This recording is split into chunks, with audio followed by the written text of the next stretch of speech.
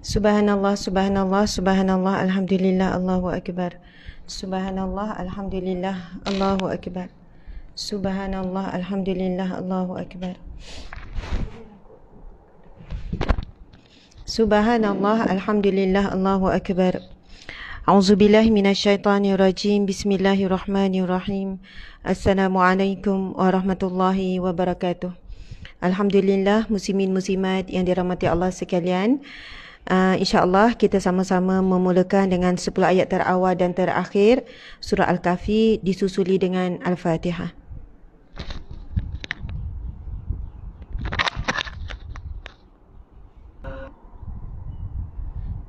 Bismillahirrahmanirrahim.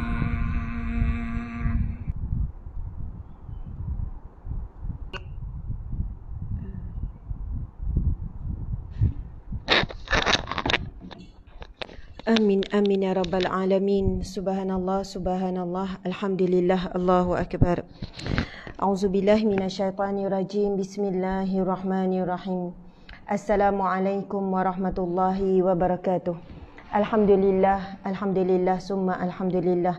Segala puji bagi Allah, segala puji bagi Allah dan segala puji bagi Allah. Wassalatu wassalamu ala asyrafil anbiya'i wal mursalin. Selawat dan salam buat junjungan agung Nabi Muhammad sallallahu alaihi wasallam wa ala alihi serta ahli keluarga baginda wa sahbihi ajma'in, dan kepada seluruh para sahabat, para pejuang agama Allah, para balu, para wanita-wanita yang salihah di zaman Rasulullah yang telah banyak berkorban air mata, air darah, air keringat yang mengalir daripada tubuh badan mereka untuk memastikan supaya Islam itu sampai kepada kita pada saat ini. Dan kita terima Islam hari ini dengan cara yang mudah sejak lahir Islam, dan kita membesar dalam menghidupkan Islam ataupun beramal dengan Islam dengan mudah juga. Kita berada di sebuah negara yang aman, di bawah pemerintahan umat Islam, masya-Allah. Kita nak solat tidak diganggu, kita nak berpuasa tidaklah sampai diugut bunuh sebagaimana banyak umat Islam di dunia di bawah kekuasaan musyrikin, munafikin dan sebagainya. Alhamdulillah. Dan kerana mudahnya kita beramal dengan Islam, mudahnya kita di negara yang kita cintai ini, mudahnya kita menghayati ataupun menghidupkan Islam, begitu juga sebenarnya kita menghadapi cabaran mudahnya Islam itu nak tercabut daripada diri kita, sahabat-sahabat di mata Allah sekalian.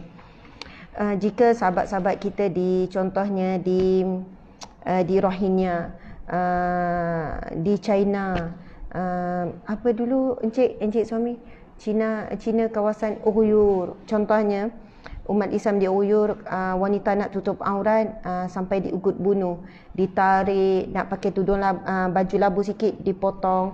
Bila bulan Ramadan mereka dipaksa untuk makan, mereka disumbat dengan paip air yang besar supaya telan air. Mereka menghadapi kematian. Ada yang dibunuh, ada yang diseksa. Sebab apa? Untuk puasa, untuk solat, untuk tutup aurat dan sebagainya. Namun subhanallah, mereka sampai sanggup mati dalam melakukan ibadah. Maksudnya keimanan mereka tu sangat kuat. Mereka berada di sebuah negara yang untuk beramal dengan Islam sangatlah bahaya, sampai mempertaruhkan nyawa. Masya Allah. Berbeza sangat dengan kita di Malaysia. Dan ia menjadi satu ujian juga bagi kita. Apabila segalanya mudah juga ianya nak ditanggalkan. Mudah juga amal-amal soleh ini, ibadat-ibadat ini ditarik daripada kita. Sebab kita dapat mudah, nak hilang pun mudah. Dan kita tak rasa pun terasa sangat bila kehilangan. Sebab apa tak terasa sangat? Sebab dapat mudah, tuan-puan sekalian. Contoh kalau kita dapat sesuatu kan, kita dapat sesuatu dengan susah, berusaha keras, sampailah kita dapat kejayaan. Kita study teruk dapat kejayaan SPM. Kita sangat menghargainya sebab kita dah tempuh perjalanan yang susah untuk dapat kejayaan tersebut. Tapi ada orang, dia memang dah dilahirkan memang bijak, dia study pun macam tak study, kejap tengok dia tidur biasa je, lepas tu dapat cemerlang. Kemungkinan besar dia kuranglah menghargai sebab dia dapat dalam keadaan yang mudah. Jadi mudah-mudahan tuan-puan sekalian, kita tidak tergolong di kalangan hadis Nabi sallallahu alaihi wasallam yang Nabi menyebutkan tentang keadaan umat akhir zaman, Yang Nabi sebut, paginya beriman, tengah harinya kufur. Petangnya beriman, kemudian malamnya kufur. Maksudnya, kejap beriman yakin dengan Allah, kejap kufur. Kejap tidak yakin dengan Allah, kejap tak beriman dengan Allah. Silih berganti. Kejap buat ibadah, kejap buat maksiat. Kejap baca Quran, kejap mengumpat. Kejap kita dalam keadaan jaga aurat. Kejap bila balik rumah nak jemur kain, tak boleh nak jaga aurat. Bila keluar pergi majlis ilmu, pergi masjid, tutup aurat, pakai labuh. Tapi bila pergi shopping kompleks, pergi tempat tertentu, lain pula pemakaian kita tak jaga aurat. Bila di rumah nak keluar menyapu-menyapu depan rumah, sedangkan jiran ada yang boleh melihat aurat kita, tak terjaga pula. Subhanallah. Maksudnya sekejap ada iman, yakin bahawasanya ada dosa pahala. Sekejap lupa tentang isu dosa pahala. Kejap ada iman, tahu tentang pahala baca Quran semua. Tetapi pada waktu yang sama, na'udzubillah min zalik, buka je handphone, terdedah kepada adu domba, terdedah kepada fitnah, terdedah kepada ngumpat, kita percaya dan kita menambah pula. Subhanallah. Dan kita bercakap pula keburukan saudara kita. Tuan-puan dimati Allah sekalian, ini zamannya yang mana Nabi sebut, pagi beriman, tengah hari kufur. Petang beriman, sekian-sekian. Maksudnya silih berganti. Dan sebab itu kita ada satu doa. Allahumma ahyina bil iman. Ya Allah, hidupkanlah aku dengan iman. Wa amitna bil iman. Matikanlah aku dengan iman. Wansyurna ma'al iman. Dan bangkitlah aku di mahsyar kelak dengan iman. Tuan-puan sekalian, kita akui. Saya sendiri pun tuan-puan sekalian. Kejap ada iman yang kuat, kejap macam tak macam orang beriman bercakap. Marah tu tak macam orang beriman, macam tak ada iman, macam tak sedar ada malaikat kiri kanan yang sedang mencatat. Kadang bila marah tu macam tak ada iman, macam tak sedar bahawasanya Allah sedang mendengar, Allah sedang melihat. Masya Allah, Allahu Akbar. Kemudian datang keisafan, istighfar, iman datang balik. Dan silih berganti begitulah kehidupan kita tuan-puan sekalian. Dan kita sangat mengharapkan mudah-mudahan saat umur kita di penghujung, saat mati dalam keadaan iman. Saat kematian kita dalam keadaan beriman kepada Allah. Bukan Allah ambil nyawa kita dalam keadaan kita tidak beriman. Dalam keadaan iman kita lemahnya dan senipis kulit bawang. Subhanallah, alhamdulillah. Muslimin muslimat yang dirahmati Allah sekalian, insya-Allah pagi yang barakah kita akan menyambung, dan saya nak ucap terima kasih kepada semua yang hadir. Umar Batrisha, Khil Zaki, Rahman Nur Hafiza, Faz. Ini sahabat-sahabat di IG, terima kasih semua yang hadir. Kemudian ada Sri Zubaida. Alhamdulillah anda mendengar daripada mana ya. Dan sahabat-sahabat di FB pula ada Siti Safura Abdullah, sahabat kesayangan. Semua kesayangan semua. Zainah Buyung, Sahilah Suparman, Arif dan Diana is watching. Mungkin suami isteri, Pak Ciis, Baharom Hamid, Syida Saibul. Alhamdulillah, subhanallah. Ya, iman turun dan naik. Kata ulama, al-imanu yazidu wa yanqus.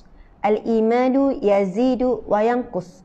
Iman ini bertambah dan berkurang. Al-imanu yazid, yazid maksudnya bertambah. Wa yanqus, berkurang. Nanti saya tuliskan. Al-imanu yazidu bitta'ah. Iman akan bertambah bila kita melakukan ketaatan. Wa yanqus bil maksiat. Dan akan berkurang bila dengan maksiat. Masya Allah. Al-imanu yazidu wa yanqus. Iman ini bertambah dan juga berkurang. Al-imanu yazidu bitta'ah. Iman akan bertambah apabila kita melakukan ketaatan. Wa yanqus bil maksiat. Dan akan berkurang, menurun iman ketika melakukan maksiat. Jadi sekarang kita sedang melakukan ibadah dan ketaatan. Menuntut ilmu adalah satu perintah. Menuntut ilmu adalah satu perintah. Talabul ilmu faridah. Menuntut ilmu adalah kewajipan. Sekarang kita sedang melakukan ketaatan. Bermaksud iman kita sedang ditambah. Bateri iman kita sedang dicas, sedang ditambah. Namun berapa lama ia boleh bertahan? Berapa lama? Mampukah iman yang kita tambah bila kita hadir majlis ilmu ini kuat untuk menjadi benteng supaya kita tak melakukan maksiat selepas ini? Mungkin kita boleh bertahan 2 jam, 4 jam, Kemudian kita perlu lagi pertambahan iman. Sebab itu tuan-puan dimati Allah sekalian, Allah mewajibkan kita melakukan rutin ibadah. 5 kali sehari, solat fardu 5 waktu. Sebab apa? Allah maha mengenal kita. Iman kita akan berkurang antara waktu subuh hingga waktu zuhur. Bila masuk waktu zuhur, iman kita dicas semula. Kita daripada azan lagi. Subhanallah, tuan-puan sekalian. Nanti saya akan tuliskan, anda bersama dengan saya insya-Allah sampai hujung. Kalau sempat hari ini, saya akan tuliskan beberapa hadis Nabi. Kedekatan kita dengan syurga ada pada azan, kemudian ada pada wuduk, kemudian ada dalam solat. Subhanallah, 3 hadis saja saya nak bacakan, tapi saya takut saya tak sempat nak tulis. Tapi insya-Allah saya akan tuliskan pagi besok sempena hari Jumaat yang barakah. Berkenaan dengan hadis azan. Nabi SAW bersabda, tapi matan hadis ini saya akan tuliskan pagi besok. Nabi bersabda, dan ini adalah hadis sahih. Barang siapa yang setelah azan, lalu dia membaca, Allahumma Rabba hadhihi da'wati tamah wa salatil qa'imah, sampai akhir doa selepas azan, Nabi kata dia wajib baginya, wajibat lahu, wajib baginya, layak baginya, berhak baginya syafaatku di mahsyar kelak. Sebagai ulama mengatakan antara hadis yang paling sahih berkenaan dengan dapat syafaat Nabi adalah hadis ini, iaitu barang siapa setelah azan, Subhanallah, Allahu Akbar, Subhanallah, Alhamdulillah, Allahu Akbar, setelah azan lalu membacakan doa, dia berhak dan layak, wajib baginya dapat syafaat Nabi. Kita tahu di mahsyar kelak tidak ada siapa yang boleh mampu menolong kita. Ibu ayah, guru, suami, isteri, anak-anak, sahabat-sahabat, tidak ada apa pun kabel yang kita boleh minta pertolongan. Melainkan di mahsyar kelak ada beberapa syafaat. Yang pertama, pertolongan daripada Allah. Subhanallah. Tapi itu harinya Allah melakukan semua manusia seadil-adilnya. Yang pertama, syafaatul kubra. Syafaat paling besar. Syafaatul kubra, syafaat paling besar adalah syafaat daripada Nabi SAW. Pertolongan, rayuan, permintaan daripada Nabi untuk kita. Sebab itu dikatakan apabila kita berada di mizan, apabila kita dihisap oleh Allah, setiap umat Nabi Muhammad SAW saat dia dihisap, saat dia di mizan pertimbangan amal baik dengan amal jahat, Rasulullah SAW akan bersama dengan umatnya, memohon ampun bagi umatnya, memohon ampun bagi kita, meminta dengan Allah supaya mengasihani kita. Ya Allah, kasihanilah hamba-Mu ini. Ya Allah, kasihanilah umatku ini. Rasulullah akan sentiasa bersama dengan umatnya. Dikatakan Rasulullah SAW telah pun dijemput awal-awal lagi untuk masuk ke syurga. Namun Rasulullah enggan. Rasulullah ingin menunggu setiap orang daripada kalangan umatnya untuk dihisap, untuk memberikan syafaat. Tetapi bagaimana kita nak tergolong di kalangan orang yang akan mendapat syafaat Nabi? Sekiranya kita tidak istiqamah beramal dengan amalan yang Nabi pesan kepada kita, buat amalan ini, kerana amalan ini akan menjadikan aku mampu berhujah bagimu di mahsyar kelak. Subhanallah, itu yang Rasulullah sebut. Rasulullah sebut kepada bapa saudaranya Abu Talib, ini daripada riwayat sahih. Wahai bapa saudaraku yang aku cintai, ucaplah kalimah la ilaha illallah agar aku dapat berhujah kepadamu di mahsyar kelak, agar aku boleh berhujah menolongmu, berkata-kata dengan Allah meminta. Jadi Nabi pesan kepada kita kerana Nabi sangat sayangkan kita. Nabi nak kita ada peluang untuk dapat pertolongannya, dan Nabi menyampaikan satu sabda Nabi yang sahih, hadis yang sahih, yang mana Nabi bersabda, barang siapa setelah azan lalu dia membacakan. Saya sebenarnya rasa sebab bila sebut azan, rasa sangat menakutkan, sebab saat itu akan tiba tapi tidak tahu bila. Apabila azan sendiri di atas muka bumi ini akan lenyap, azan sendiri akan hilang, akan lenyap. Semalam saya membaca satu tulisan seorang alim ulama, seorang ulama, saya tak sebutlah. Ada yang menyebutkan dia sebagai maulana, ada yang sebutkan sekian-sekian. Selalu keluar melalui IKIM, melalui TV. Subhanallah, seorang alim ulama, Masya Allah. Bila dia menuliskan satu caption yang pendek. Tetapi bila saya baca sebelum tidur kan, kita scroll sekejap, membuatkan saya terfikir panjang. Subhanallah, Allahu Akbar. Caption pendeknya menuliskan, dia kata, musibah ini benar-benar satu musibah yang berat untuk ummah. Kita telah terhalang untuk pergi ke Mekah untuk menunaikan haji dan umrah.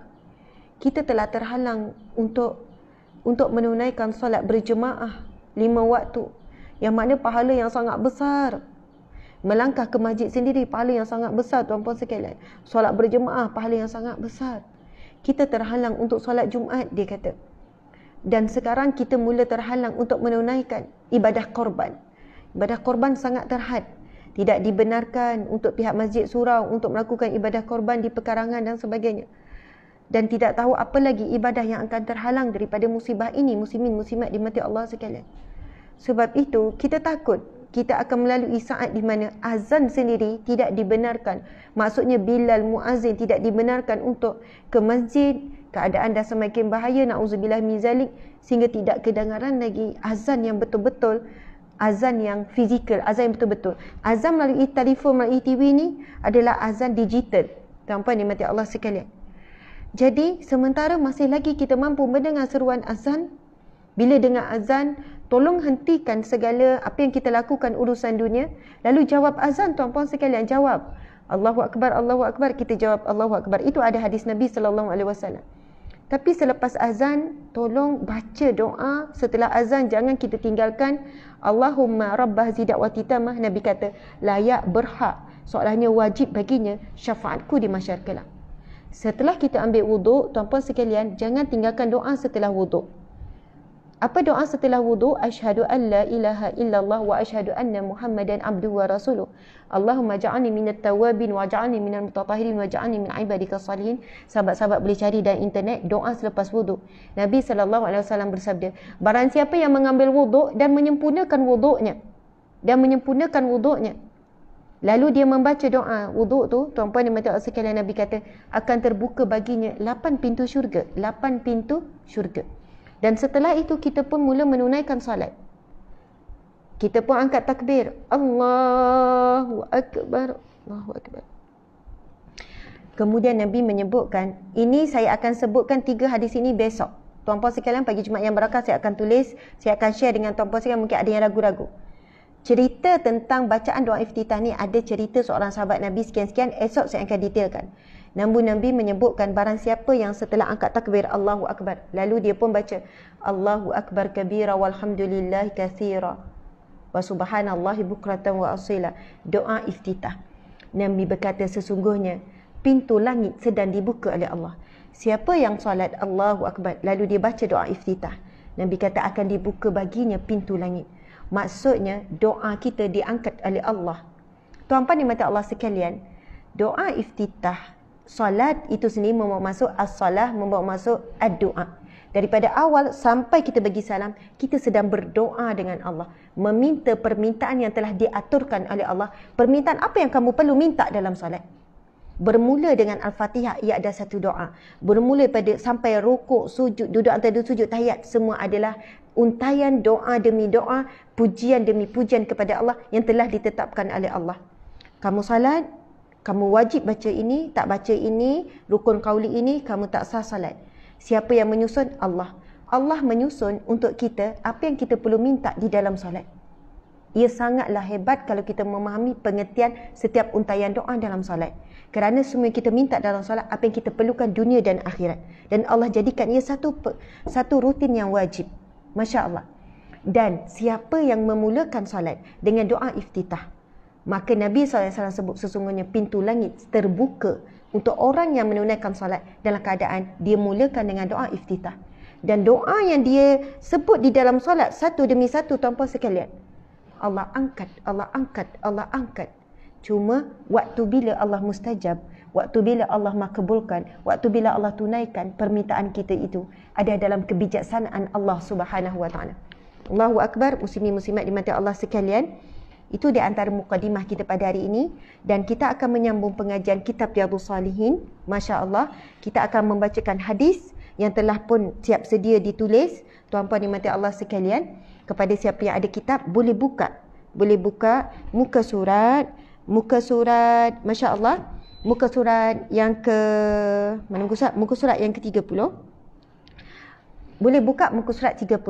Dan kepada yang tidak ada kitab ataupun tidak mampu nak beli kitab Riyadhus Salihin ataupun kitab belum sampai, jangan bimbang, tetaplah istiqamah bersama dengan saya untuk membacakan kitab Riyadhus Salihin ini sampai akhir, sampai habis, mungkin setahun, mungkin 2 tahun.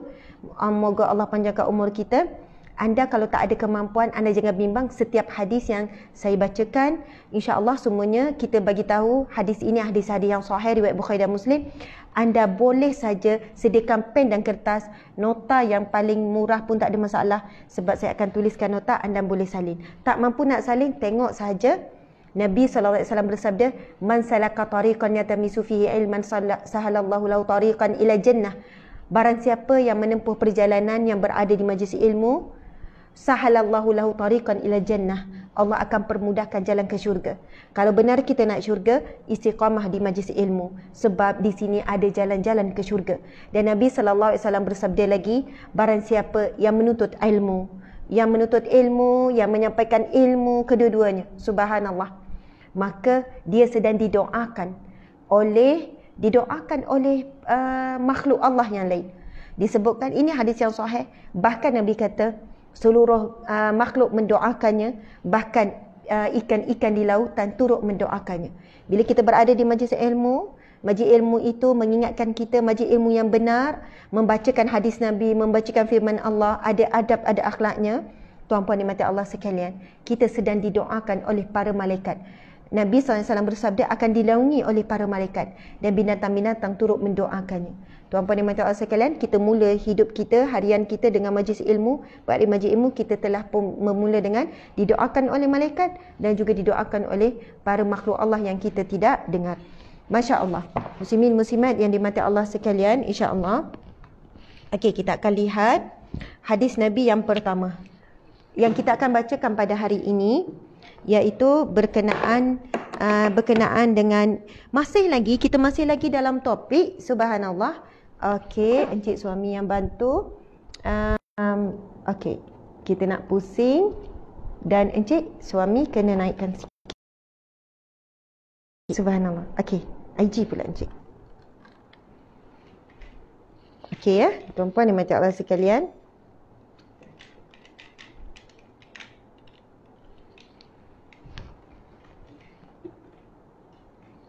Okey, seperti biasa kita mulakan dengan sama-sama membaca matan hadis Nabi SAW. Tuan-puan dimati Allah sekalian, Al-Quran dan juga hadis Nabi adalah keduanya wahyu daripada Allah. Nabi SAW bersabda, "Taraktu fikum amrayni." Aku tinggalkan kepada kamu 2 perkara. Taraktu fikum amrayni. Aku tinggalkan kepada kamu 2 perkara, Nabi kata. Ma in tamassaktum bihima. Selama mana kamu berpegang dengan keduanya, lan tadillu abada. Kamu tidak akan sesat selama-lamanya. Subhanallah, Nabi menyambung kitabullah wa sunnati, iaitu Al-Quran dan juga sunnah Nabi, hadis Nabi, sunnah Nabi. Kita sebut kalau Al-Quran dan sunnah membawa masuk Al-Quran dan juga hadis-hadis Nabi. Jadi kita memang wajib pelajari 2, Al-Quran dan juga hadis Nabi dan ilmu-ilmu yang lain lah. Tetapi teras utama kita, kalau kita berpegang dengan keduanya, kita tidak akan sesat selama-lamanya sebagaimana hadis Nabi sebutkan tadi. Dan di dalam kitab Riyadhus Salihin ini, Imam Nawawi berusaha sebaik mungkin hanya memasukkan hadis-hadis yang sahih sahaja. Namun di sana ada para ulama muhadisin berbahas beberapa kedudukan hadis yang mana ia bukan sahih tapi dia di peringkat hasan dan sebagainya. Jadi yang kita akan bacakan, kita baca dulu sama-sama untuk dapat keberkatan membaca hadis Nabi. Tuan-puan sekalian, kita umat Islam ni, tuan-puan sekalian, bila baca Al-Quran, kita tak baca terjemahan. Dan bila baca hadis Nabi pula, baca terjemahan, tak baca hadis. Perasan tak? Baca Al-Quran tapi tak baca terjemahan. Itu Al-Quran. Rugi tuan-puan sekalian. Sebab Al-Quran bukan hanya untuk dibaca, untuk difahami, untuk dihayati, untuk diamalkan. Manakala masyarakat kita pula baca hadis, dia tak baca matan hadis ni, tak baca. Tapi baca apa? Terus baca terjemahan.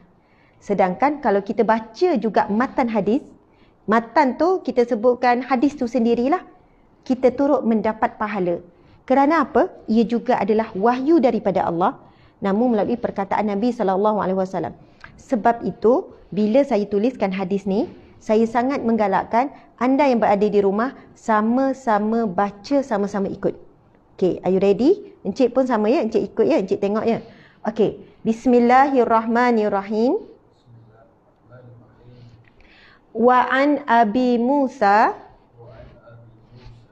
radhiyallahu anhu qala su'ila Rasulullah sallallahu alaihi wasallam. Kuat encik, kuat. Anir rajuli yuqatilu syaja'ah. Anak murid saya seorang je kat sini, encik suami. Yuqatilu syaja'ah wa yuqatilu hamiyah wa yuqatilu riya'. Siapa yang nak tulis, tulis. Siapa ni saya akan padam. Wa yuqatilu riya' ayyu zalika fi sabilillah. Faqala Rasulullah sallallahu alaihi wasallam man qatala litakuna kalimatullahi hiyal ulya fahuwa fi sabilillah. Muttafaqun alaih. Okey, bila sebut muttafaqun alaih, kita dah sebutkan muttafaqun alaih merujuk kepada dua orang ulama yang paling yang masyhur dan ulama yang terkuat dalam mentasihkan hadis. Muttafaqun alaih maksudnya hadis ini disahihkan, dijamin, diyakini hadis yang sahih daripada Rasulullah sallallahu alaihi wasallam. Siapa? Imam Bukhari dan Imam Muslim. Imam Bukhari dan Muslim. Masya Allah. Muttafaqun alaih ni Imam Bukhari dan juga Muslim. Ya Allah. Okey, Imam Bukhari dan Imam Muslim. Okey, tuan-puan di mata saya, sekarang kita nak pergi kepada maksud hadis Nabi sallallahu alaihi wasallam. Wa'an dan daripada. An daripada Abi Musa. Ini salah seorang sahabat Nabi sallallahu alaihi wasallam. Kalau kita baca kitab Riyadhus Shalihin ni, kita akan tengok ada banyak lagi bin, tapi saya buat dot je sebab nak ringkaskan. Radhiyallahu anhu. Maksud radhiyallahu anhu, moga Allah redha kepada Abi Musa alaihi salam. Okey, radhiyallahu, itu ejaan penuh dia. Radhiyallahu anhu, tuan-puan sekalian. Wa an Abi Musa radhiyallahu anhu, yang diredai oleh Allah ke atasnya. Kita kan mendoakan, kalau Rasulullah kita doakan apa? Allahumma salli ala Sayyidina Muhammad. Ya Allah, rahmatilah Nabi Muhammad sallallahu alaihi wasallam. Barakah kita mendoakan kebaikan untuk orang soleh. Rasulullah adalah hambanya yang soleh. Bahkan Rasulullah adalah hambanya yang paling sempurnalah, tak ada dosa langsung. Jadi kita mendoakan kebaikan sedangkan Rasulullah memang sudah dalam keadaan yang baik. Rasulullah memang dalam keadaan yang dirahmati oleh Allah. Perasan tak tuan-puan sayang? Kadang-kadang ada yang tanya saya, Ustazah, kenapa kita kena minta lagi dengan Allah supaya Allah merahmati Nabi Muhammad? Sedangkan Nabi Muhammad memang confirm dirahmati oleh Allah. Sedangkan Nabi Muhammad SAW memang dirahmati. Kalaupun kita tak minta dengan Allah, kita tak doa pun, memang Rasul confirm dirahmati Allah. Kenapa kita perlu minta? Bila kita sebut para sahabat radhiyallahu anhu, radhiyallahu anha, diredai oleh Allah. Bila kita sebut para ulama, kadang-kadang kita sebut rahimahullah, dirahmati oleh Allah. Kenapa kita perlu mendoakan mereka-mereka ni? Kenapa encik? Kenapa kita perlu mendoakan tuan-puan sekalian? Kerana apa yang kita doakan kembali semula kepada kita. Masya Allah. Okey, nanti saya terangkan pasal salawat, insya-Allah hari Jumaat besok kita terangkan detail sikit. Kenapa kita wajib berselawat dan kenapa kita doakan rahmat kepada Rasulullah. Dan ya, kita tahu hadis Nabi yang sahih yang mana Nabi bersabda, "Man shalla alayya salatan wahidatan sallallahu alaihi asyara salawat." Barang siapa yang bersalawat kepadaku satu kali, maka Allah akan bersalawat kepadanya 10 kali. Jadi itulah tujuannya bila kita doakan kebaikan kepada para sahabat, doakan rahmat kepada Rasulullah, yang akan dapat siapa? Kita sendiri. Bukanlah kita kata, bukan kerana Rasulullah memang dah dirahmati oleh Allah. Sebenarnya kita lah yang nak dan perlukan rahmat itu. Okey. Wa an Abi Musa radhiyallahu anhu qala, su'ila, ditanya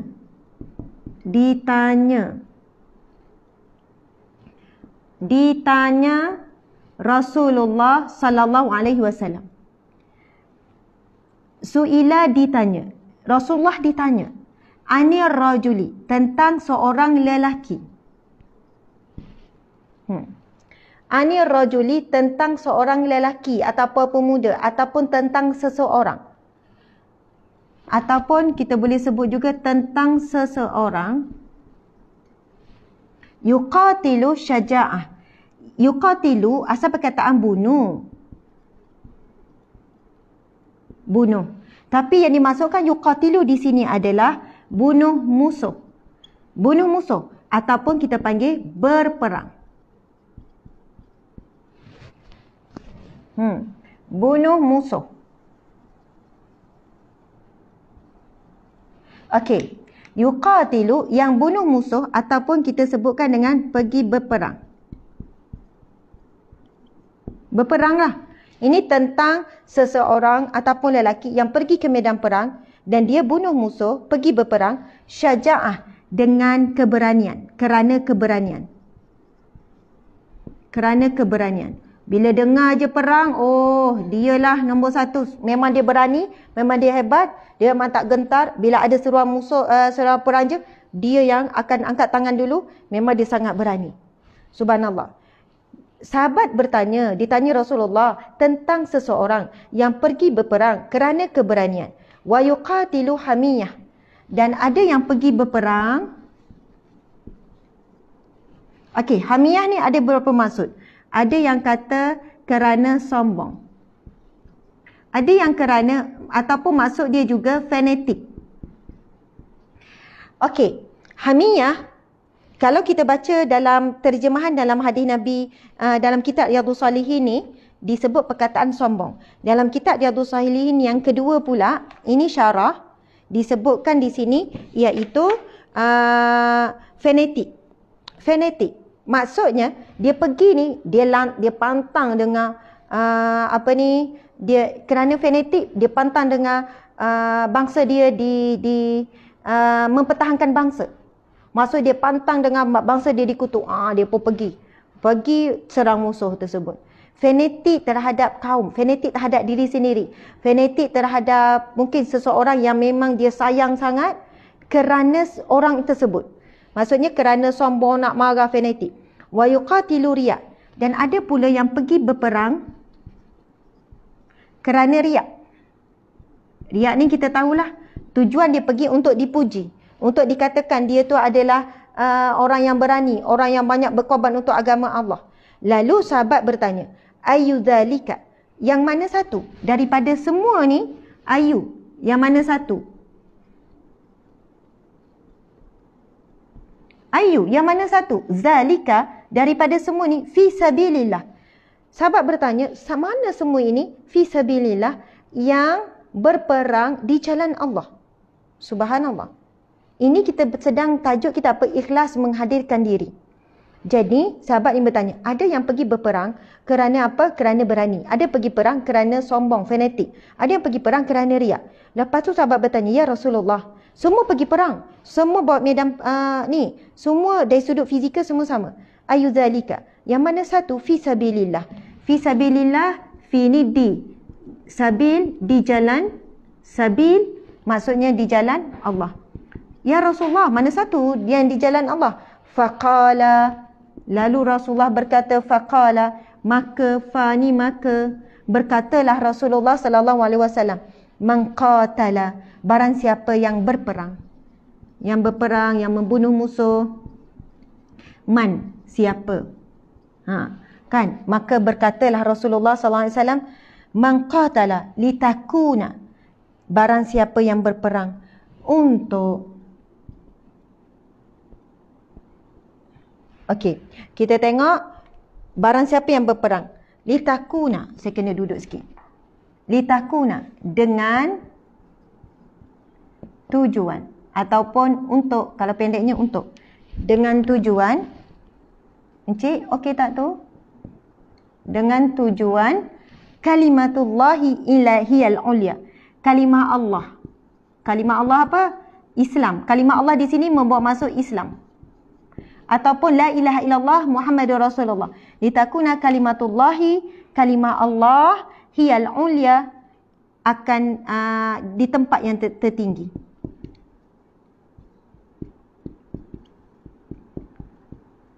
Nabi sebut fahuwa fi sabilillah, maka dia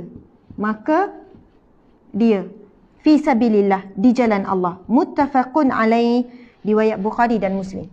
Sahabat-sahabat dimati Allah sekalian, Masya Allah, yang bila saya dah baca syarah-syarah, kesimpulannya, para alim ulama menyebutkan, apabila Rasulullah ditanya, ya Rasulullah, ada yang bunuh pergi berperang kerana berani, ada pergi perang kerana fanatik, ada pergi perang kerana riak. Ya Rasulullah, mana satu di jalan Allah? Kemudian, faqala Rasulullah sallallahu alaihi wasallam, man qatala litakuna kalimatullahi al-ulya. Barang siapa yang pergi berperang dengan niat, dengan tujuan untuk meletakkan kalimah Allah, untuk meletakkan Islam di tempat yang tertinggi, mempertahankan agama Allah, mereka itulah di jalan Allah Subhanahu wa taala. Dan para ulama menyebutkan, subhanallah, Nabi tak jawab dengan perkataan yang pergi keluar berperang tu bukan di jalan Allah, yang kerana sombong bukan di jalan Allah, yang kerana riak bukan di jalan Allah. Rasul tidak menafikan. Subhanallah, Rasul tidak menafikan dan Rasul tidak jawab secara terus terang. Soalnya Rasul menolak dulu 3 golongan tu bukan di jalan Allah. Tidak. Maksudnya tidak ada penafian daripada Rasulullah bahawasanya mereka ini bukanlah di jalan Allah, tetapi Nabi cuma menjawab secara umum, barang siapa yang berperang dengan tujuan untuk meletakkan kalimah Allah di tempat yang tertinggi, maka ia di jalan Allah. Jadi tuan-puan sekalian, sebagai ulama mengatakan, di antara 3 golongan ini, Masya Allah, ada yang tercela, ada yang tidak. Maksudnya Nabi tidak meletakkan hukum. Ini Rasulullah SAW. Kaedah yang sangat hebat. Yang perlu kita belajar, Rasul tidak pernah meletakkan hukum kepada manusia lain.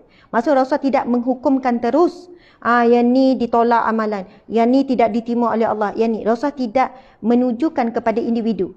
Subhanallah, Allahu Akbar. Sama juga macam kita sebut. Kalau kita tengok ada seorang individu tak tutup aurat, kita tak boleh kata, ni kalau mati masuk neraka lah. Tak, kita hanya menyebutkan perbuatan mendedahkan aurat, tidak solat, ada perbuatan yang dimukai oleh Allah. Dan perbuatan tersebut boleh menyebabkan dicampakkan ke dalam neraka. Sebab kita tak tahu orang yang kita sebutkan tersebut mungkin pada akhir kehidupannya berubah. Masya Allah. Namun di sini bila Rasulullah sebut man qatala litakuna kalimatullahi al-ulya, barang siapa yang berperang untuk menegakkan kalimah Allah supaya tempat ditinggi, maka ia pada jalan Allah. Di sini kalau dalam syarah Riyadhus Shalihin ini diterangkan detail lagi tuan-puan sekalian. Maksudnya ada orang yang pergi berperang ingin rasa menunjuk, namun subhanallah perasaannya bercampur-campur. Kan kita kadang buat kebaikan bercampur, kita buat kerana Allah, tapi pasal riak tu datang juga. Masya Allah. Pasal riak tu datang juga. Lalu kita buat apa? Istighfar. Mudah-mudahan amalan kita diterima. Ada orang kan, bila dia bercakap tu, subhanallah, sebab dia berani, lepas tu dia pun mempertahankan, dia bangun. Okey, dia berani ni bercakap ni. Mungkin di khalayak ramai, sekian. Oh, lepas tu orang pun kagum dengan keberanian mempertahankan Islam, mempertahankan sekian. Subhanallah. Sebab dia berani. Lalu orang memuji, kau memang beranilah, terus terang kamu cakap gini-gini, kamu tak takut yang gini. Kita kena berani kerana Allah. Subhanallah, belum tentu. Kalaulah dia mempertahankan agama, dia bercakap tentang agama Allah, tapi kerana keberanian, bukan kerana dirinya nak digelar berani, tapi bukan kerana nak menegakkan agama Allah. Subhanallah, tapi Nabi tetap tak bagi tahu kerana sombong ke fanatik ke. Rasul tak kata ni cuma ditolak. Kerana boleh jadi mereka ini subhanallah mengubah hatinya, istighfar dan sebagainya, ataupun bercampur-campur. Campur dengan ikhlas kerana Allah, kerana agama Allah. Tapi datang juga perasaan riak, perasaan nak dipuji berani, perasaan dan sebagainya. Tetapi jika total 100% kerana riak, memang tujuan nak menunjuk. Memang total sebab apa? Sebab sombong. Tak ada pun ni. Maka itu adalah tercela. Para ulama kata itu tercela, itu ditolak. Okey, ini hadis yang pertama. Kita tengok hadis yang kedua. Hadis yang kedua tuan-puan dimati Allah sekalian.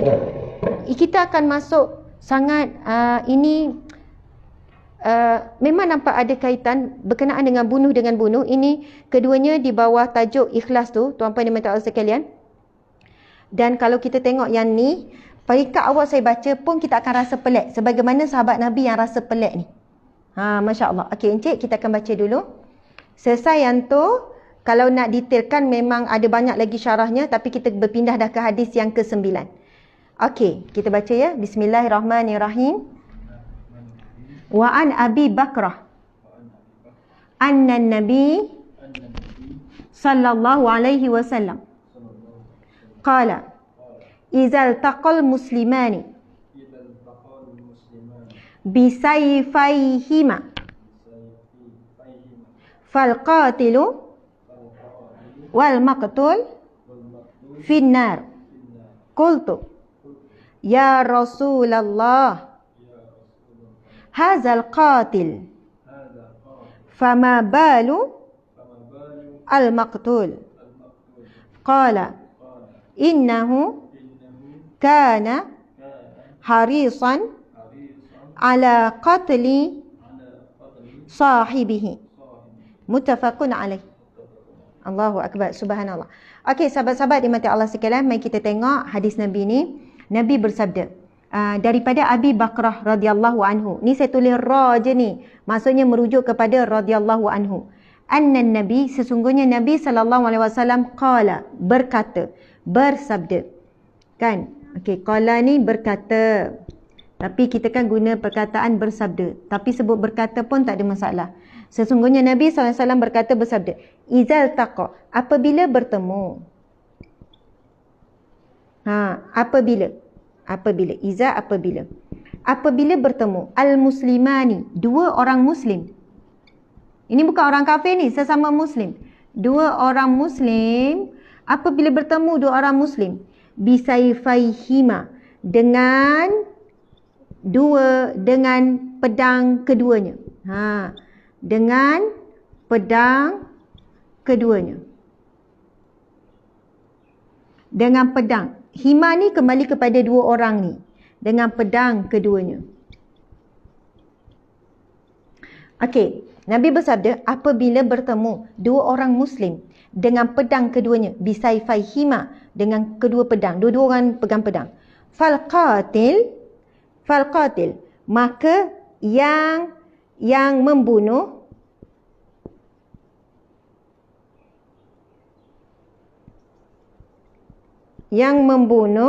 Nabi kata fal qatil, pembunuh, yang membunuh, wal maqtul, dan dibunuh.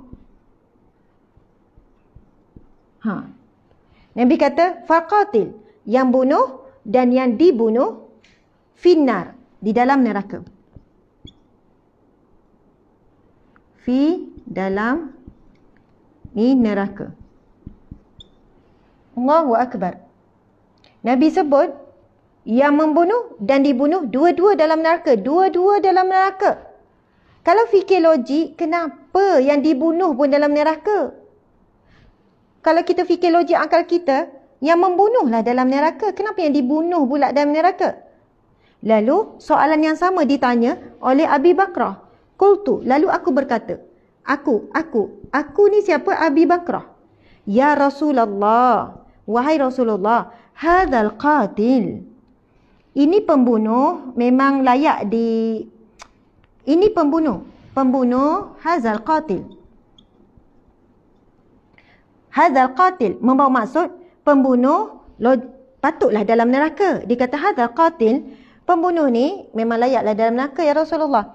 Fama balul maqtul, tapi ya Rasulullah, maka apa halnya dengan yang dibunuh? Maka kenapa keadaan begitu kepada yang dibunuh? Subhanallah. Tuan-puan sekalian, hadis ini memberi pengajaran makna yang sangat dalam. Supaya kita memahami erti ikhlas ataupun niat di dalam hati kita, itulah yang menentukan syurga ataupun neraka. Apa yang kita lakukan di dunia, walaupun ibadah itu ibadah yang dilihat zahirnya, solat, puasa, sedekah, semuanya baik, tetapi yang Allah pandang, sebagaimana hadis yang kita belajar sebelum ni, innallaha la yanzuru ila suwarikum wala ajsamikum. Allah tidak memandang kepada zahir kamu, tubuh badan kamu, kan, dan juga kepada rupa paras kamu. Walakinnallaha yanzuru, tetapi Allah melihat ila qulubikum wa amalikum, kepada hati kamu. Subhanallah. Fama bala, maka Abu Bakar tanya, apa yang berlaku kepada yang dibunuh? Ya Allah, ya Rasulullah, maka apa yang berlaku? Kenapa? Macam itulah soalannya. Fama bala, perkataan fama bala, sesungguhnya tetapi dosa apa yang dibunuh, ataupun kenapa yang dibunuh pun masuk dalam neraka. Tuan-puan sekalian, Nabi sebut finnar, yang dibunuh dan yang membunuh keduanya dalam neraka. Qala, lalu berkata, siapa berkata? Nabi berkata. Di sini Nabi berkata, innahu kana harisan ala qatli sahibihi, sesungguhnya dia ni siapa? Pergi kepada yang dibunuh. Innahu ni pergi kepada innahu, sesungguhnya dia, yang ni dibunuh, yang dibunuh. Sesungguhnya dia ini kembali kepada yang dibunuh. Kana harisan, dia, harisan yang bermaksud dia nekat, ataupun dia memang ada niat, dia pun ada keinginan. Harisan, subhanallah, dia sendiri memang nekat niat ala qatli sahibi, untuk membunuh sahibihi, saudaranya. Ini kan sesama Islam. Sahibihi, saudaranya. Ini sesama Islam, sebab Nabi sebut bila berjumpa izal taqa, apabila bertemu dua orang Muslim dengan dua pedang, lalu pembunuh dan dibunuh, keduanya dalam neraka. Qultu, lalu Abi Bakrah bertanya, ya Rasulullah, hazal qatil, pembunuh layaklah dalam neraka. Fama balul maktul, maka apa pula dosa yang dibunuh? Yang dibunuh tu tak buat dosa. Subhanallah. Qala, Nabi berkata, innahu kana harisan, sesungguhnya yang dibunuh nekat, sebab niat, tuan-puan sekalian. Walaupun dia tak bunuh, dia tak buat dosa bunuh. Dan Nabi sebut muslimah ni, dua orang Muslim. Maksudnya Nabi mengiktiraf dua orang Muslim ni, subhanallah, dua orang Muslim ni, dia orang Muslim, orang yang salat, orang yang puasa. Subhanallah. Kemudian mungkin bergaduh, salah faham, dua-dua bertumbuk. Masya Allah. Dan salah seorangnya mati. Bila salah seorang mati, bukanlah dikatakan, kalau hukum di dunia ini, mungkin yang akan dijatuhkan hukuman adalah pembunuh. Tetapi mengikut pengadilan Allah, Allah mahu mengetahui niat yang mati itu, niat dia apa ketika dia mati, sampai dia mati. Ketika dia bergaduh, niat dia apa? Kalaulah niat dia mempertahankan diri, dia tak niat pun nak membunuh saudara si-Islam dia tu, masa dia bertumbuk tu, dia tak ada niat langsung nak bunuh, dan akhirnya dia terbunuh, maka dia tidak di dalam neraka. Tapi ketika tumbuk tu memang dah ada datang niat, sebab geram, sebab benci, memang target nak tumbuk sampai mati, tapi akhirnya dia mati. Nabi kata, yang membunuh dan yang dibunuh, keduanya di dalam neraka. Sebab kerana Nabi kata yang dibunuh itu memang ada nekat, ada niat ala qatli sahibi, untuk membunuh saudaranya. Jadi tuan-puan dimati Allah sekalian, di sini jelas bagi kita, Nabi SAW ingin kita faham pentingnya ketika kita melakukan niat apa. Contoh, kita kan scroll FB, tengok. Kita niat apa tuan-puan sekalian? Ada orang niat nak dapat ilmu. Masya Allah. Nak dapat ilmu. Dia memang niat nak dapat ilmu. Orang yang betul-betul nekat nak dapat ilmu, bila dia nampak benda yang bukan ilmu, benda yang mengarut, benda yang buang masa, tak habis-habis bergaduh, tak habis-habis isu viral ni, tak habis-habis ni, dia scroll saja, dia mesti akan dapat ilmu. Tapi kalau niat dia, memang Allah Maha mengetahui tuan-puan sekalian. Lepas tu suami kata, duk tengok apa? Cari tengok tazkirah ni, isu semasa. Tetapi walaupun mulut cakap begitu, subhanallah, ramai hari ini orang yang banyak buang masa tengok komen. Kita akan memandu kita. Walaupun kita sebut kita sekian-sekian untuk itu, untuk ini. Tetapi subhanallah, apa yang kita niatkan kita akan dapat. Bila kita dah buka tu untuk berhibur, memang kita akan nampak hiburan-hiburan. Tarikan itu, apa yang kita tengok, ia akan tertarik dengan apa yang kita niat. Masya Allah. Dan saya sudahi sekarang pukul 8 dengan satu hadis Nabi SAW. Encik, boleh ya? Yang ni saya tak, kalau saya nak tulis, saya bukan nak tulis, cuma nak bagi tahu ada 3 golongan yang disebutkan dalam hadis Nabi ni. Dan 3 golongan ini ada kaitan dengan hadis yang ke-8 kita baca, iaitu mereka yang pergi berperang. Subhanallah, Allahu Akbar. Bukanlah tulis sangat Encik. Saya akan berdiri. Sebab saya nak tulis dalam bahasa Melayu je. Subhanallah, Allahu Akbar. Okey. Muslimin, muslimat dirahmati Allah sekalian, hadis ini tak apa Encik tak payah turunkan. Hadis ini adalah hadis sahih riwayat Muslim. Hadis sahih riwayat Muslim berkenaan dengan 3 golongan yang akan dicampakkan ke dalam neraka yang terawal. Antara 3 golongan terawal akan dicampakkan ke dalam neraka.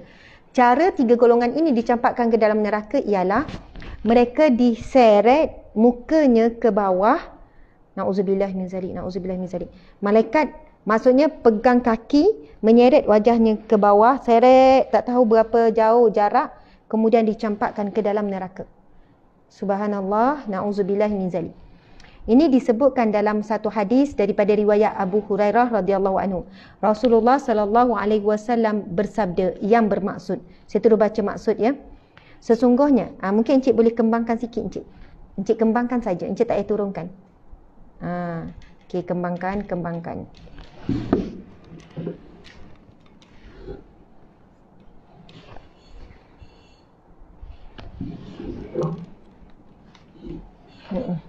Okey, subhanallah. Okey, jelas ya. Nabi SAW bersabda yang bermaksud, sesungguhnya manusia yang pertama diadili pada hari kiamat. Manusia pertama yang diadili pada hari kiamat ialah seorang yang mati syahid. Orang itu dihadirkan di hadapan Allah, lalu Allah sebut, Allah ingatkan akan segala nikmat yang Allah telah berikan kepadanya. Orang itu mengingati semua nikmat tersebut. Lalu Allah bertanya, apakah yang engkau lakukan untuk mensyukuri nikmat-nikmat ini?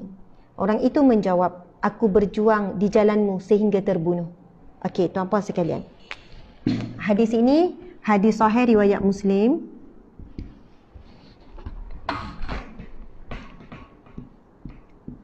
Saya sebutkan ini sebab saya tak nak sambungkan pada pagi esok. Hadis sahih Muslim. Okey. Apa yang Nabi SAW bersabda? Okey, mungkin kena ke sini dan kena tinggikan balik. Hadis sahih Muslim.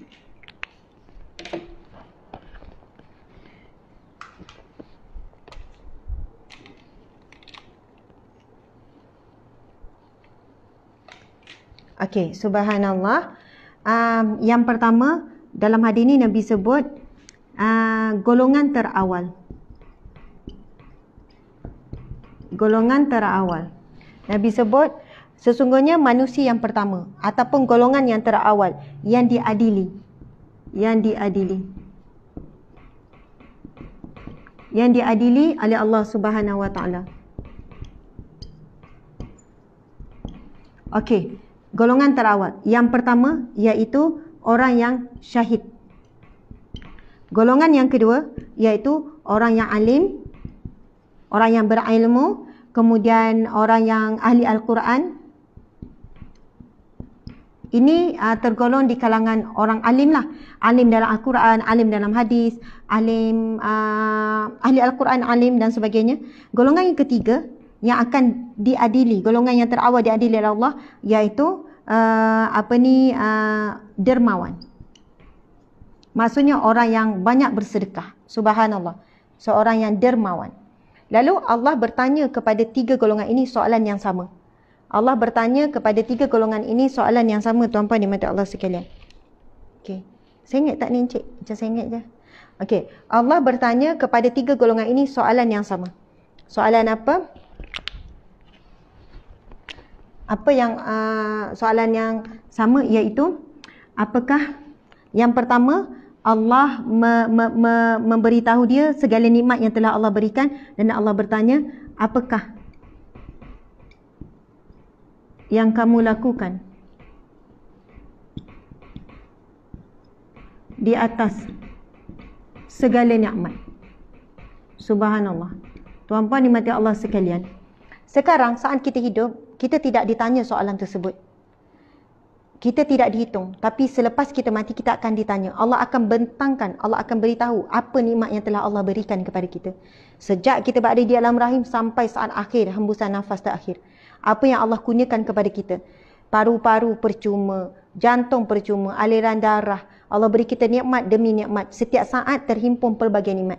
Untuk setiap detik terhimpun berjuta-juta nikmat dalam waktu yang sama. Subhanallah, nikmat apa? Boleh melihat, nikmat boleh mendengar, nikmat boleh merasa, nikmat masa hidup, nikmat Islam, nikmat macam-macam nikmat tuan-puan sekalian. Apakah yang kamu lakukan di atas segala nikmat yang aku berikan? Lalu yang syahid berkata, Ya Allah, aku telah berperang di jalanmu dan aku mati. Aku mati syahid. Aku telah menegakkan agamamu, aku telah berperang di jalanmu ya Allah dan aku mati syahid. Kemudian Allah menjawab, tidak. Allah menjawab, tidak. Subhanallah. Sesungguhnya kamu berperang di jalan Allah untuk mendapat gelaran syahid. Allahu Akbar, tuan-tuan di mata Allah sekalian. Lalu dia benar-benar, dalam hadis ini disebut, dan dia benar-benar dapat gelaran tersebut. Gelaran apa? Syuhada. Maksudnya Allah Maha mengetahui, walaupun dia, ya Allah, dia pergi berperang. Orang pergi berperang ni bukan semudahnya tuan-puan sekalian. Dalam perasaan takut, tinggalkan ahli keluarga. Memang pergi ke medan perang ni seolahnya memang dah nekat nak dapat. Memang mereka yang betul-betul berjuang. Mereka sudah tentu seorang yang jaga solat. Ikut perang ni, jaga solat. Orang yang soleh, orang yang baik. Tetapi kerana niatnya tergelincir. Mungkin saat dia dibunuh, saat dia dah nazak, lalu terlintas, aku dapatlah gelaran syahid ni. Bukan kerana nak menegakkan kalimah Allah yang tertinggi. Bukan kerana nak dapat redha Allah. Tapi nak dapat gelaran syahid. Allahu Akbar. Lalu apa yang berlaku kepada golongan ini? Yang perbuatannya memang sah. Perbuatannya benar. Perbuatannya memang jelas. Sangat mulia, sangat dipuji. Tetapi kerana niat saja tuan-puan sekalian. Lalu Allah berkata, tidak. Kamu melakukan hal tersebut kerana kamu ingin mendapat gelaran syahid dan kamu pun mendapatkannya. Maka Allah perintahkan lelaki tersebut untuk diheret ke dalam neraka dengan wajahnya tersungkur di bawah lalu dicampakkan. Na'udzubillah min zalik. Golongan yang kedua pula iaitu golongan orang alim. Kita semua alim. Alim maksudnya kita ada pengetahuan, kita ada ilmu tuan-puan di mata Allah sekalian. Sikit banyak yang membezakan dalam ataupun tidak. Subhanallah. Tetapi ini ditujukan kepada benar-benar orang alim. Orang ahli Al-Quran, penghafaz Al-Quran, qari-qariah dan sebagainya memang ahli Al-Quran. Dan juga orang alim, orang yang berpengetahuan ilmu agama yang mendalam. Lalu sama, Allah tanya juga soalan, apakah yang kamu lakukan? Memula Allah kata, Allah menjelaskan segala nikmat dan Allah bertanya, apakah yang kamu lakukan di atas segala nikmat yang telah aku berikan kepadamu? Lalu orang alim, orang ahli Al-Quran ini berkata, Ya Allah, aku telah memperhambakan diriku di jalanmu ya Allah, iaitu jalan menuntut ilmu. Dan aku mengajarkan ilmu kepada orang ramai. Lalu apa jawapan Allah? Tidak. Sebab Allah Maha mengetahui. Sebab itu kita sebut hati ini gedung rahsia Allah. Hati kita adalah gedung rahsia Allah. Allah Maha mengetahui ketika kita melakukan kerana apa. Lalu Allah mengatakan kepada yang mengakui tadi tu, aku buat kerana redha-Mu ya Allah, aku belajar, aku memperhambakan diri di jalan ilmu. Lalu Allah menjawab, tidak. Kamu lakukan demikian kerana ingin mendapat gelaran alim. Ingin mendapat gelaran qari'ah. Ingin mendapat gelaran hafiz, hafizah contohnya. Kerana kamu ingin mendapat gelaran-gelaran tersebut. Kamu ingin dihormati, kamu ingin dipuji, kamu ingin disanjung. Sebab itu kamu belajar, kamu mengajar sekian-sekian. Allah Akbar. Ini sangat menakutkan saya sendiri. Dan ini satu peringatan kepada kita semua tuan-puan sekalian. Betapa pentingnya kedudukan niat, sentiasa membetulkan niat kerana Allah. Sebab jangan asbab niat kita salah, kita tergolong di kalangan yang terawal dicampakkan ke dalam neraka. Kemudian dermawan pula. Allah memanggil seorang yang banyak bersedekah. Lalu Allah sebutkan tentang nikmat-nikmat yang telah Allah kurniakan. Lalu Allah bertanya, tentang segala nikmat yang aku berikan kepadamu, apa yang kamu lakukan? Lalu dermawan ini pun berkata, Ya Allah, dengan segala nikmat yang engkau berikan kepadaku, aku telah membelanjakan di jalan-jalan yang engkau kehendaki. Aku telah belanjakan di jalan yang engkau redha. Ialah mungkin bersedekah ke Palestin, bersedekah dekat pondok, bersedekah dekat madrasah, bersedekah dekat masjid, sedekah pada orang susah, subhanallah. Rupanya, lalu Allah berkata, tidak. Kamu melakukan hal demikian untuk diberi gelaran dermawan. Dan kamu mendapat gelaran tersebut. Sampai orang puji-puji, dermawan, seorang yang pemurah, sampai dipuji. Lalu, ketiga-tiga golongan ini dicampakkan Allah ke dalam neraka. Tuan-puan sekalian, kita nak capai kepada golongan, tiga golongan ini bukan mudah. Bukan mudah nak capai kedudukan syahid, orang alim, ahli Al-Quran, dermawan. Sebab mereka ini melakukan pengorbanan yang sangat banyak dalam kehidupan. Ini korbankan nyawa, harta, tinggalkan ahli keluarga. Ini korbankan masa, tenaga, ya Allah, wang ringgit dan sebagainya. Ini pun, ya Allah, kerja susah, payah cari rezeki, lepas tu derma banyak-banyak. Jadi hadis Nabi SAW ini memberikan peringatan. Jangan pula kita pula kata, saya tak naklah kalau macam tu syahid. Tak naklah jadi orang alim. Tak naklah jadi dermawan. Subhanallah. Sebab apa? Tiga-tiga golongan dicampakkan. Janganlah sampai kita fikir reverse macam tu pula, tuan-puan sekalian. Hadis ini ingin memberikan peringatan kepada kita. Kalaulah tiga golongan yang sampai dapat gelaran ini pun tidak terlepas daripada perhitungan detail Allah ke dalam lubuk hati, bagaimana kita orang biasa ni, tuan-puan sekalian. Subhanallah. Kita ni berjuang juga untuk agama Allah, tapi tak sampai syahid. Kita ni belajar juga ilmu, tak sampai alim, ahli Al-Quran. Kita banyak juga sedekah, tapi tak sampai dapat gelaran dermawan. Subhanallah. Jadi antara kita dengan mereka, kalau saya fikirlah diri saya lagi takut. Lagilah kita ni teruji dengan niat. Lagilah kita ni teruji dengan hati kita. Sebab mereka ni adalah orang soleh, orang alim dan sebagainya. Allah menggambarkan, hadis Nabi ni, Nabi menggambarkan suasana di mahsyar, betapa teliti dan dalamnya Allah menilik ke dalam hati kita. Sebab itu tuan-puan sekalian, kita sebenarnya tak pernah terlepas daripada dosa, maksiat dan sebagainya. Kadang mensyirikkan Allah dengan perasaan riak, takabur, ujub. Namun apa yang mampu kita buat? Istighfar, tuan-puan sekalian. Kena memperbanyakkan istighfar. Lepas buat amal soleh apa, istighfar, mohon Allah terima. Ya Allah, terimalah solatku. Lepas solat, Allah taqabbal minna solatana. Ya, terimalah solatku. Ya Allah, terimalah solatku. Ya Allah, terimalah solatku. Kemudian adalah contohnya anak kita. Umi, seronok tengok Umi solat. Kenapa? Macam khusyuk je Umi solat. Macam Umi macam tak ingat benda lain. Wah, datang. Anak je puji, bukan luar contohnya. Tuan-puan dimati Allah sekalian. Masya Allah. Jangan pula kita rasa takut untuk buat ibadah. Kita kena berdoa dan bersangka baik dengan Allah, bahawasanya Allah menerima ibadah kita. Doa dan bersangka baik dengan Allah, kerana Allah berfirman dalam hadis kursi, aku sebagaimana ana zanni abdi bi, sesungguhnya ini zan, na'udzubillah min zalik, astaghfirullahalazim. Macam mana hadis Nabi tu? Ini zanni abdi bi, sesungguhnya aku, ataupun tapi maksudnya Allah Subhanahu wa taala berfirman dalam hadis kursi, sesungguhnya aku sebagaimana sangkaan hamba-Ku. Jadi kita banyaklah bersangka baik bahawasanya Allah menerima segala amalan kita, dan banyakkanlah berdoa. Na'udzubillahi min zalik. Ini jangan pula sesungguhnya ana inda zanni abdi bi. Betul lah, sesungguhnya aku sebagaimana sangkaan hamba-Ku. Wa ana ma'ahu idza zakirni. Dan sesungguhnya aku bersamanya apabila ia memohon kepadaku. Sahabat dimati Allah sekalian, jadi banyaklah bersangka baik dengan Allah, tetapi dengan yang sama kita berusaha sedaya upaya supaya amal soleh kita diterima oleh Allah. Saya nak sebutkan sebagai penutup, jangan kita mudah-mudah menuduh orang yang contohnya melakukan derma secara terbuka. Kan? Saya pun selalu buat live, bagi sumbangan, lepas tu share dekat FB kan.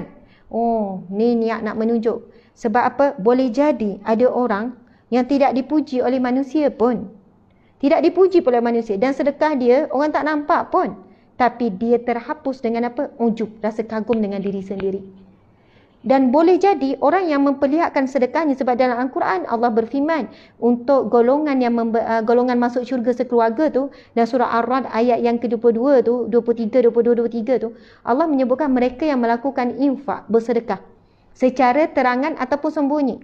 Maksudnya Allah menerima keduanya. Siapa yang sedekah secara terangan, orang nampak, diperlihatkan ataupun sembunyi. Tetapi antara keduanya yang Allah terima adalah yang ikhlas kerana Allah. Jadi boleh jadi yang walaupun yang ditunjuk-tunjuk tu dengan niat apa? Dia nak jadikan contoh. Ada juga yang ditunjuk tu NGO contohnya, kita kena tunjuk, kena bagi tahu kerana apa? Nak jadikan bukti. Tapi ketika memberi itu, dia menyelamatkan dirinya daripada riya, ujub, takabur dan sebagainya.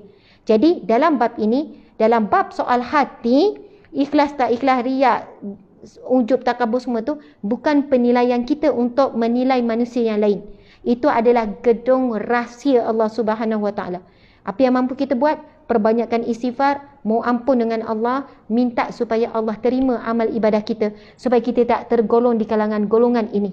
Na'udzubillahi min zalik. Bukan tergolong di kalangan golongan ni. Kita nak syahid, kita nak alim, kita nak jadi Al-Quran. Tergolong di kalangan golongan yang mana yang syahid, alim dengan niat yang terpesong kerana nak dapat gelaran, nak dapat kemasyuran, nak dapat kemuliaan, kelebihan-kelebihan dunia. Na'udzubillahi min zalik. Alhamdulillah, tuan-puan dimati Allah sekalian, saya ucap terima kasih, mohon maaf terlebih banyak juga masa hari ini. Terima kasih banyak-banyak sehingga bertemu episod bagi minggu ini. Esoklah hari Jumaat yang terakhir. Okey, tuan-puan dimati Allah sekalian, insya-Allah pada petang ini dalam jam 2 tengah hari, 2 lebih macam itulah, insya-Allah saya akan bersama dengan ukhti, dengan saudara, seorang wanita yang hebat, wanita yang bagi saya yang boleh menjadi contoh dalam beberapa perkara, boleh jadikan inspirasi, masya-Allah, dalam temu bual saya bersama dengan ukhti Datuk Siti Nurhaliza. Sebenarnya baru saja deal baru selesai, memang mengejut, poster pun tak siap lagi, tapi saya nak ajak dalam pukul 2 suku 2.30, santai-santai tengah hari, tahu tengah hari panas nak rehat, jadi santai-santai saja bersama dengan ukhti Datuk Siti Nurhaliza, membawakan tajuk Muhasabah Cinta. Muhasabah cinta ni tajuk yang diberikan oleh suami saya sendiri. Dia kata muhasabahlah tentang cinta kita kepada Allah, muhasabah tentang cinta kita kepada Rasulullah, muhasabah tentang cinta kita kepada agama Allah, muhasabah tentang cinta kita kepada kebaikan, amal soleh, cinta kita kepada manusia, pada binatang. Tajuknya adalah muhasabah cinta. Jadi bersama pukul 2 tengah hari ini bersama dengan Datuk Siti Nurhaliza. Sekian, wabillahi taufiq wal hidayah. Assalamualaikum warahmatullahi wabarakatuh. Kita tangguhkan majlis ilmu kita dengan tasbih kafarah dan surah Wal-Asr. Bismillahirrahmanirrahim. Subhanakallahumma wa bihamdika asyhadu an la ilaha illa anta astaghfiruka wa atubu ilaik. Bismillahirrahmanirrahim. Wal-Asr. Innal insana lafi khusr illa alladhina amanu wa amilus solihat wa tawasaw bil haqqi wa tawasaw bis sabr. Sadaqallahul azim. Wabillahi taufiq wal hidayah. Assalamualaikum warahmatullahi wabarakatuh.